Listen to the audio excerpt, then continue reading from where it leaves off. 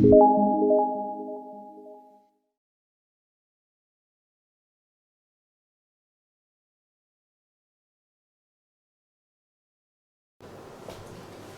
morning.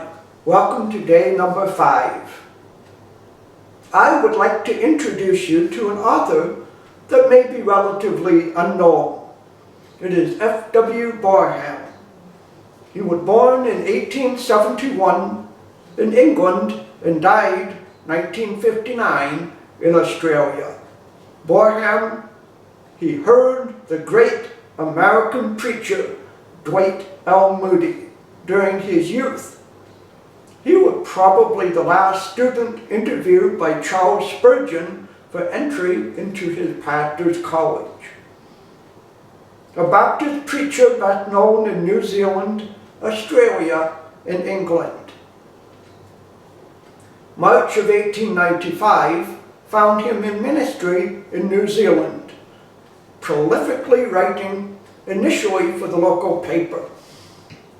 Young F.W. Barham worked hard at his own speech-making by visiting the British Parliament to see how the politicians like W.E. Gladstone could persuade his colleagues and the opposition. He wrote some lines on the new year. I am writing on the last night of the year. It is an hour for gate shutting.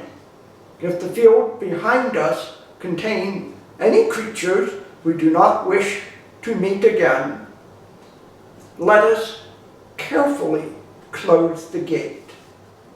Let us forget the things that vexed and tried us, the worrying things that caused our soul to fret, the hopes that cherished long were still denied us.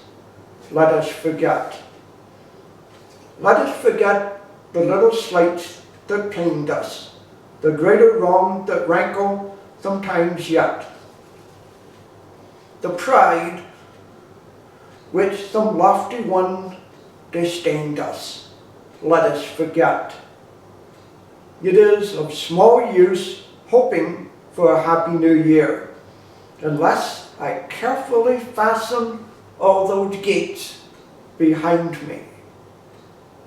But the best possible illustration for this theme is to be found in the Old Testament. When the children of Israel, in hot haste, escaped bondage, the Egyptians close on their heels, a strange thing happened. The angel of God, which went before the camp of Israel, removed and went behind them. And the pillar of cloud went before their face and stood behind them.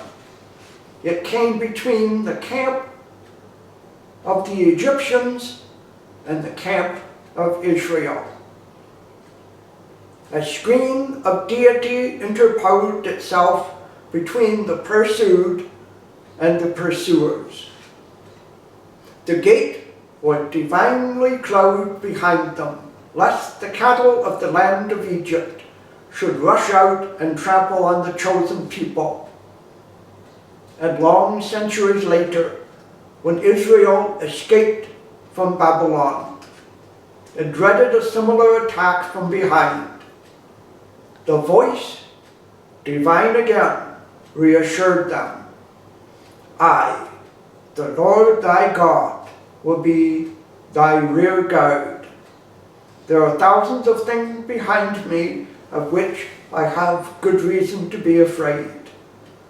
But it is the glory of the Christian evangel that all the gates may be closed. It is grand to be walk in green pastures and beside still waters, unafraid of anything that I have left in the perilous fields behind me. A while ago, Barham preached on this theme. An old gentleman, a regular member of the congregation, was present.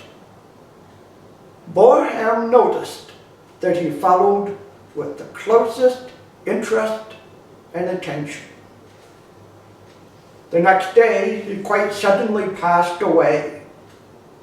But before his going, he turned to those about him and exclaimed, "I have shut the gate. I have shut the gate." Like that of Mr. Lloyd George's doctor, there was a fine testimony. May my sunset be as serene. God bless you today, and see you tomorrow.